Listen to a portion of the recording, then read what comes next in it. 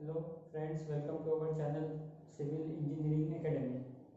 तो आज जिस टॉपिक के ऊपर हम लोग डिस्कशन करने वाले हैं उसका नाम है इलास्टिक कांस्टेंट्स के न्यूमेरिकल्स। जैसा कि आप लोगों ने थंबनेल में देख लिया होगा कि इलास्टिक कांस्टेंट मतलब ई, जी और के जितने भी न्यूमेरिकल्स एग्जाम में पूछे हुए हैं वो सारे अपन आज कवर करने वाले हैं। जो विदाउट कैलसी कैसे सॉल्व करना होता वो सब आज हम लोग देखेंगे, ठीक है। तो जितने भी लेक्चर्स हम लोग ये देख रहे हैं, सॉन्ग के ऊपर अपना लेक्चर नंबर 4 है आज का। तो ये सारे लेक्चर्स आप लोगों के लिए, जो भी स्टूडेंट्स कोई भी जेई एग्ज़ाम के लिए प्रिपेयर कर रहे होंगे, स्टेट लेवल के एग्ज़ाम, उनके लिए लेक्चर्स बहुत ज़्यादा हेल्पफुल है। एमपीएससी मेंस के लिए जो प्रिपेयर कर रहे हैं, ये एमपीएससी मेंस के लिए इतना हाई लेवल का नहीं पढ़ रहे हैं अपन अभी, ये अपन सिर्फ जेई लेवल के एग्ज़ाम के लिए कर रहे हैं। एमपीएससी मेंस में इससे भी ज़्यादा हाई लेवल क्वेश्चंस आते हैं, ठीक है। तो आज अपन इलास्टिक कांस्टेंट मतलब ई, जी और के जो न्यूमेरिकल्स एग्जाम में पूछते हैं, और कम से कम 2 क्वेश्चन तो आपको इलास्टिक कांस्टेंट के ऊपर मिलने ही वाले हैं। मतलब लेक्चर नंबर 3 और लेक्चर नंबर 4 को अगर आप जोड़ दो तो आपको कम से कम ये दोनों लेक्चर से आप कम से कम 2 क्वेश्चन मतलब कम से कम 4 मार्क्स तो आप स्कोर कर सकते हैं, ठीक है। तो जो प्रीवियस लेक्चर है वो आई बटन पे देख लेना। और जो लोग चैनल से आज नए जुड़े हैं या जिन लोगों ने अभी तक हमारे चैनल को सब्सक्राइब नहीं किया है तो प्लीज़ सब्सक्राइब करें और नोटिफिकेशन बेल को ऑन कर दें ताकि आपको नए लेक्चर्स तुरंत मिल सके। तो इलास्टिक कांस्टेंट की रिलेशन जो रहते हैं ई, जी, के वो प्रीवियस लेक्चर में मैंने बताया था, उसको एक बार फिर से लगे तो रिवाइज कर देता। 4 तरह के रिलेशन बताया था। E is equal to 2g1 plus mu, E is equal to 3k1 minus twice mu, E is equal to 9kg upon g plus 3k। और चौथा रिलेशन बताया था mu is equal to 3k minus 2g upon 6k plus 2g। ये fourth relation बहुत से लोगों को पता था नहीं, तो ध्यान में रखना 3k minus 2g upon 6k plus 2g, ठीक है। तो चारों रिलेशन के बेस के ऊपर जो न्यूमेरिकल्स एग्जाम में पूछते हैं, कम से कम 1 से 2 क्वेश्चन एग्जाम में आने वाले हैं। लेक्चर नंबर 3 और लेक्चर नंबर 4 को जोड़ दो तो कम से कम 2 क्वेश्चन तो मिलने वाले हैं कोई भी जेई लेवल के एग्जाम के लिए, ठीक है। तो ये चारों रिलेशन के ऊपर के आज हम लोग कुछ प्रॉब्लम देखेंगे। तो ये चारों रिलेशन आप लोग अपने पास पे नोट डाउन करके रखो। तो कुछ न्यूमेरिकल्स मैं आपको देता हूँ, वो हम लोग आज सॉल्व करेंगे। तो पहला न्यूमेरिकल्स इस तरह का है जिसे आप लोग अपनी किताब में लिख लीजिए। For a material with Poisson ratio, for material with Poisson ratio mu, ये म्यू दिया हुआ है कुछ तो भी, मतलब म्यू है कुछ तो भी, उसका वैल्यू दिया नहीं है। For a material with Poisson ratio mu and E and K are same, for material with Poisson's ratio mu and modulus of elasticity and bulk modulus are same. E मतलब modulus of elasticity and K मतलब bulk modulus। तो इतना दिया है problem के अंदर, मतलब एक कोई तो भी स्पेसिमन का पॉइजन रेशियो का सिंबल है म्यू और उस स्पेसिमन का E और K क्या है, सेम है। तो अपने को क्या पूछा है, then which of the following statement is correct. क्या पूछा है, which of the following statement is correct. मैं ऑप्शन लिख देता हूँ बोर्ड के ऊपर ताकि आप लोगों को पहचानने में आसानी हो। इसमें बोला है पहला option, the material has m is equal to 3। दूसरा option, material has m is equal to 1/2। तीसरा option, material has m is equal to 1/3। चौथा option, material has m is equal to 1/4। ठीक है, इस तरह का पहला क्वेश्चन है जिसमें कोई तो भी स्पेसिमन का पॉइजन रेशियो है म्यू और उस स्पेसिमन का मॉडुलस ऑफ इलास्टिसिटी और बल्क मॉडुलस दैट इज के, ये दोनों सेम है। तो ये चारों में से अगर इस तरह का तुम्हारे पास में प्रॉब्लम है तो ये मेरी मोटा मोटी कंडीशन ये है प्रॉब्लम सॉल्व करने के लिए कि ई और के क्या है, सेम है। तो ये ई और के अगर सेम है तो ये चारों इक्वेशन, चारों स्टेटमेंट में से कौन सा स्टेटमेंट आपको लगता है कि सही है, तो आपको सॉल्व करना पड़ेगा। वैसे तो आप बता सकते नहीं कि सही है। उससे पहले आप में से बहुत लोगों को समझ नहीं आ रहा होगा सर इसमें तो म्यू, ई और के दिया है और स्टेटमेंट में तो सिर्फ सब जगह एम एम दिया हुआ है, तो ये एम कहाँ से आएगा। तो आप लोगों को पता चलता कि म्यू को अपन बहुत से बार 1/m भी बोलते हैं। म्यू को अपन अक्सर 1/m से भी लिख सकते हैं, मतलब पॉइजन रेशियो को म्यू भी बोल सकते हैं और 1/m भी बोल सकते हैं। इसमें m को बोलते हैं मॉड्यूलर रेशियो, इसके अंदर m को क्या बोलते हैं, m को बोलते हैं मॉड्यूलर रेशियो। तो इसको सॉल्व करते हैं अपन। ऐसा ये रिलेशन में ई और के दिया है, मतलब अपने को ई और के का रिलेशन लगाना पड़ेगा, ये तो समझता है। यहाँ से रिलेशन में ई और के ये दो टर्म इक्वल दी है, मतलब अपने को ई और के का रिलेशन लगाना है। ये बात तो समझ में आती। ई और के क्या दिए, सेम दिए। देखो ई इज इक्वल टू के बोला है, मतलब ये ई और के सेम ही है, तो ये कैंसिल हो जाएगा। यहाँ कुछ नहीं बचा, मतलब 1/3 इधर लेके आ गया is equal to 1 minus twice mu. ये 1 भी इधर लेके आ गया, तो 1/3 minus 1 is equal to minus twice mu. Okay, तो 1/3 माइनस 1 मतलब क्या होंगे, 1 माइनस 3/3 मतलब minus 2/3 equal to minus twice mu. 1 minus 3 minus 1/3 minus 1 किया तो माइनस 2/3 आ गया। ये माइनस माइनस भी कैंसिल हो जाता और ये 2 भी कैंसिल हो जाता, मतलब यहाँ क्या बचा 1/3। सॉरी, इसको अपने को म्यू को क्या लिखना पड़ेगा, म्यू को अपने को 1/n लिखना पड़ेगा।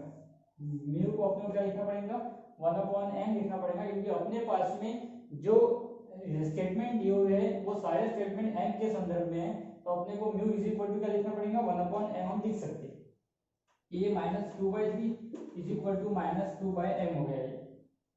ये 1 तो जो लेके आ गए थे अपन, तो ये क्या बचा 2 इंटू 1/m मतलब माइनस 2/m।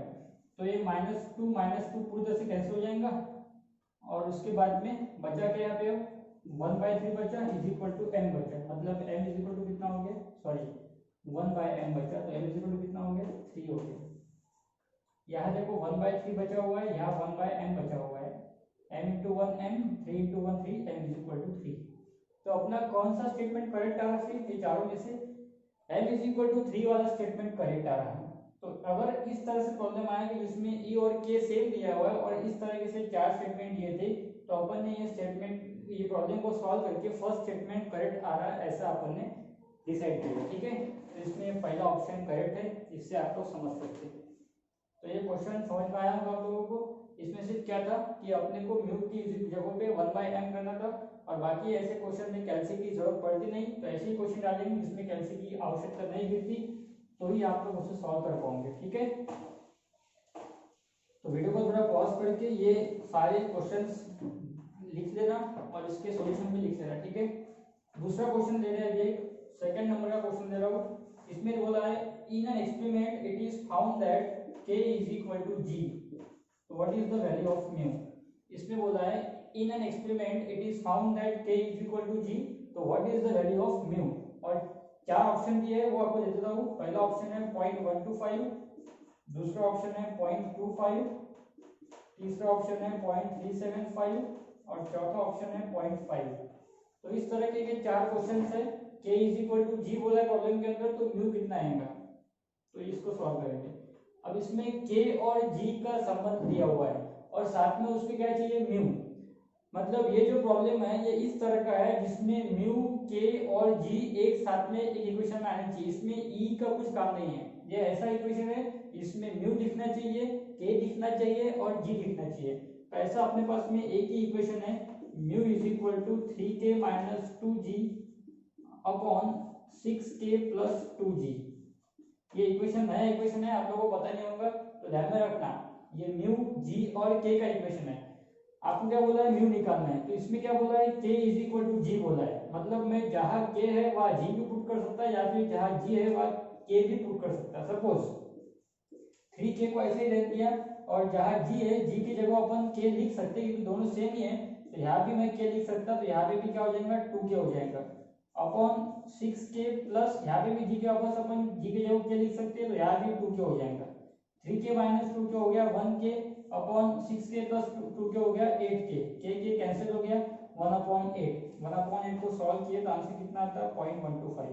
1/4 का आंसर कितना आता है 0.25, तो 1/8 का कितना आएगा 0.125। तो this is our correct option, बराबर। तो ये क्वेश्चन सिंपल था बहुत, लेकिन सिर्फ इसके अंदर आपको जो चौथा रिलेशन था म्यू जी और के का वो पता होना बहुत ज्यादा जरूरी है। ठीक है, तीसरे क्वेश्चन पे जाएंगे।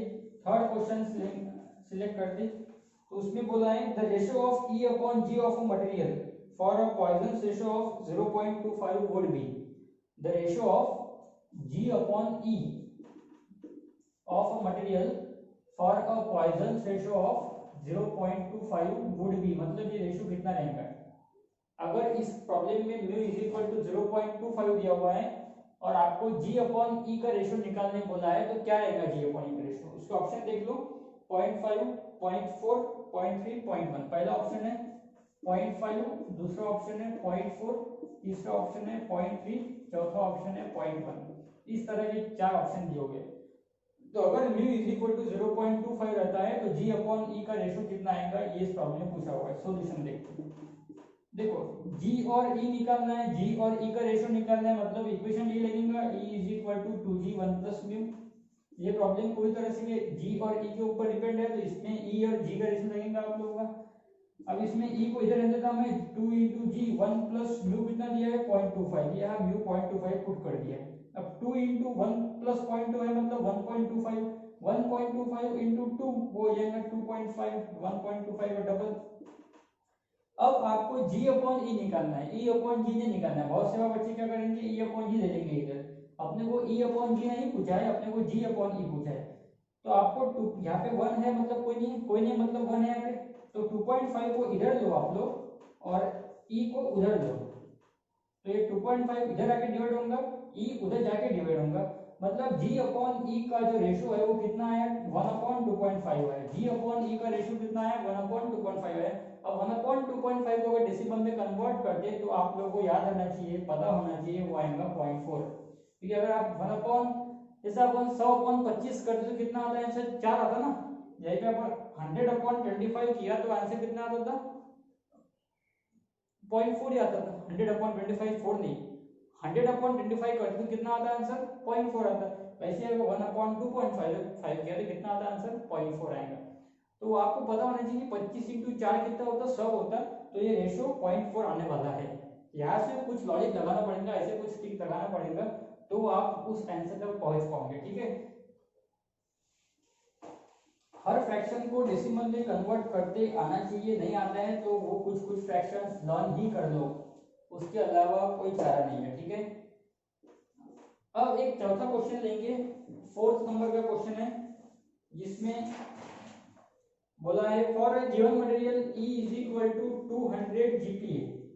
इसमें बोला है E is equal to 200 GPa और G is equal to 80 GPa। E है 200 GPa और G है 80 GPa, तो म्यू कितना रहेगा? तो इसमें ऑप्शन दिए आपको 0.15 दिया है पहला ऑप्शन, दूसरा ऑप्शन दिया है 0.2, तीसरा ऑप्शन दिया है 0.25, चौथा ऑप्शन दिया है 0.3। ठीक है, तो अगर एक प्रॉब्लम में E और E है 200 GPa और G है 80 GPa, तो उसमें म्यू कितना आएगा? तो वापस E is equal to 2G 1 plus mu का ही इक्वेशन लगेगा, कि इक्वेशन वही है, E is equal to 2G 1 plus mu. E और G दिया है, म्यू निकालना है। तो E दिया है 200 और G दिया है 80 और 1 प्लस म्यू मैं एज रखता 200 अपॉन ये 2 इंटू 80 हो जाएगा 160 को इधर लेके आता हूं, डिवाइड कराता है इधर आके, उधर क्या बचता है, उधर बचता सिर्फ 1 प्लस म्यू बराबर। अगर इसको थोड़ा और फ्रैक्शन में कन्वर्ट किया अपन ने, तो ये 5 4 5 is 20 and 4 4 is 16, मतलब ये क्या हो रहा है 5/4 हो रहा है इक्वल टू 1 प्लस म्यू बचता उधर। ठीक है, ये 200 अपॉन 160 को थोड़ा सा और सॉल्व किए तो क्या बन रहा है अपने को बन रहा 5/4 is equal to 1 plus mu. वो 1 पे इधर लेके आ जाओ, माइनस हो जाएगा, इज इक्वल टू क्या बच रहा है सिर्फ म्यू। अब 5 - 4 अपॉन 4 इज इक्वल टू क्या बच रहा म्यू। अब 5 - 4 मतलब क्या होता है 1/4 इज इक्वल टू म्यू। 1/4 मतलब क्या होता है 0.25, मतलब इसमें अपना करेक्ट ऑप्शन कौन सा है, सी नंबर का है 0.25। तो 5/4 - 1 इज इक्वल टू म्यू, इसको सॉल्व किया तो अपने को आंसर मिल गया 0.25। ये सारे क्वेश्चंस बहुत ज्यादा इंपॉर्टेंट है, कभी ना कभी ये एग्जाम में आए हुए हैं। आप खुद गुप्ता एंड खुरमी, जोनटेक पब्लिकेशन, खन्ना एंड अगोर, ये सारे बुक्स आप रेफर कर सकते हो, उसमें भी आपको क्वेश्चन दिखेंगे। ठीक है, तो उसमें से ऑलमोस्ट स्टेट लेवल के एग्जाम में क्वेश्चन पूछते हैं। गुप्ता की बुक बहुत ज्यादा इंपॉर्टेंट है, तो वो तो आप सब लोगों के पास होनी चाहिए। अभी लॉकडाउन की वजह से नहीं मिल रही होंगी आप लोगों को बुक्स, तो मैं कुछ एमसीक्यू डालता रहा टेलीग्राम चैनल पे, तो अपने टेलीग्राम चैनल को भी फॉलो करते रहो और व्हाट्सएप ग्रुप पे भी ज्वाइन हो जाओ, ताकि आपको एमसीक्यूज मिलते रहे। अभी जिन लोगों के पास में लॉकडाउन की वजह से बुक्स अवेलेबल नहीं है, तो वो टेलीग्राम पे और व्हाट्सएप पे ज्वाइन हो जाओ, ताकि उनको भी लेटेस्ट एमसीक्यूज मिलते रहे और सॉल्व करते रहे, कम से कम कुछ ना कुछ तो आपका फायदा होते रहेगा। एक 5वां क्वेश्चन है अपने पास में, और 5th नंबर का क्वेश्चन है ये, इसमें बोला है G is equal to 80 GPA और म्यू इज इक्वल टू 0.28। तो इसमें E कितना रहेगा? इसमें बोला है G is equal to 80 GPA, अगर मॉडुलस ऑफ रिजिडिटी है 80 GPA और पॉइसन रेशियो है 0.28, तो E कितना रहेगा? इसमें ऑप्शन देखो आपके पास में 205 GPA पहला ऑप्शन E का, दूसरा ऑप्शन है 220 GPA, तीसरा ऑप्शन है 284 टू 84 GPA और चौथा ऑप्शन है नन ऑफ दिस। चौथा ऑप्शन है नन ऑफ दिस, इन तीनों में से कोई भी नहीं। तो इसको सॉल्व करेंगे अब हम लोग। इसके क्या बोला है कि G is equal to 80 GPA, mu is equal to 0.28, वापस वही इक्वेशन लगेगा E is equal to 2G1 plus mu, E is equal to 2G1 plus mu, वापस वही इक्वेशन लगेगा। इसमें क्या निकालना है आपको? E निकालना है, मतलब मैं सीधा सीधा क्या करूंगा, इसमें G पुट कर दूंगा और यहाँ 0.28 म्यू पुट कर दूंगा, बराबर। अब यहाँ क्या करेंगे अपन, 2 इंटू 80 कितना होता है? 160 होता, और 1 प्लस 0.28 मतलब कितना होगा? 1.28 होगा। तो आपको सीधे सीधे 160 इंटू 1.28 का कैलकुलेशन करने का है। तो इसको भी बगैर कैसे ही करना पड़ेगा आप लोगों को। 160 इंटू 1 करते हम तो कितना होगा? 160 होगा, और अगर 160 को 0.28 से मल्टीप्लाई करेंगे तो थोड़ा एग्जैक्ट मिलने वाला है नहीं, तो 160 को अगर 0.3 से मल्टीप्लाई करता तो कितना आता? 48 आंसर आता। 100 160 को अगर 0.3 से मल्टीप्लाई करूंगा तो 48 आएगा, तो 160 को 0.28 से करूंगा तो कुछ तो 48 के आसपास आएगा, मतलब 160 प्लस मुझे 46 आ रहा, तो कितना आंसर हो रहा है? 206 हो रहा। अब दोस्तों समझो 48 क्या आ रहा? 46 आ रहा, तो कितना हो रहा? 206 हो रहा। 206 के आसपास कौन सी वैल्यू है? 205 है, मतलब इसमें अपना आंसर क्या रहेगा? 205 जीपीए रहेगा। अब एग्जैक्ट आपको कैलकुलेशन करना भी नहीं है, एग्जैक्ट आप कर भी नहीं सकते, तो आपको ऑप्शन के ऊपर से समझ जाएगा, क्योंकि अगर 160 को 0.3 से मल्टीप्लाई करते तो ये 48 आता, मतलब यहाँ का पॉइंट 1.3 रहता था तो ये होता था 208, यहाँ 1.28 है तो थोड़ा कम रहेगा, 205 रहेगा। तो ये आप आसानी से सॉल्व कर सकते हैं सब क्वेश्चंस, इतना बहुत ज्यादा डिफिकल्ट क्वेश्चन आते नहीं। मैं पहले ही बता रहा जेई लेवल के एग्जाम में इतना जो जूनियर इंजीनियरिंग के जो एग्जाम्स है, जो क्लास 2 की पोस्ट है उसमें इतने हाई लेवल क्वेश्चंस नहीं आते। जो क्लास 1 की पोस्ट आप दे रहे हो तो उसके लिए आपको आईएएस के जो सब पेपर है तो वही सॉल्व करना पड़ेगा। जब एमपीएससी मेंस की जो प्रिपरेशन कर रहे हैं उनको सारे आईएएस के पेपर्स ही सॉल्व करना पड़ेगा। तो एमपीएससी मेंस के तो अपन ऑनलाइन क्लास ले भी नहीं सकते, ये बहुत वास्ट सिलेबस रहता है। तो लॉकडाउन खत्म होने के बाद में अपन एमपीएससी मेंस के ऑफलाइन क्लासेस चालू करेंगे, तो उसके आपको मैं नोटिफिकेशन बता दूंगा कि कब से क्या स्टार्ट होगी क्लासेस अपने, ठीक है। नेक्स्ट क्वेश्चन पे जाते हैं हम लोग। कुछ क्वेश्चंस आपको मैं प्रैक्टिस के दे रहा अभी, जो आप लोग घर पे सॉल्व करने का है। जैसे इसमें दिया है G is equal to 120 GPA और म्यू इज इक्वल टू 0.3, इसमें आपको बोला है E निकालने का। तो ये सेम क्वेश्चन था, इसको आपको सॉल्व करना है घर पे। इसका ऑप्शन दे देता आपको मैं 225 GPA पहला ऑप्शन है, दूसरा ऑप्शन है 257 GPA, तीसरा ऑप्शन है 312 GPA, चौथा ऑप्शन है नॉन ऑफ दिस। तो ये आपका एक प्रैक्टिस क्वेश्चन होमवर्क के लिए। एक और दे देता आपको मैं दूसरा क्वेश्चन प्रैक्टिस के लिए।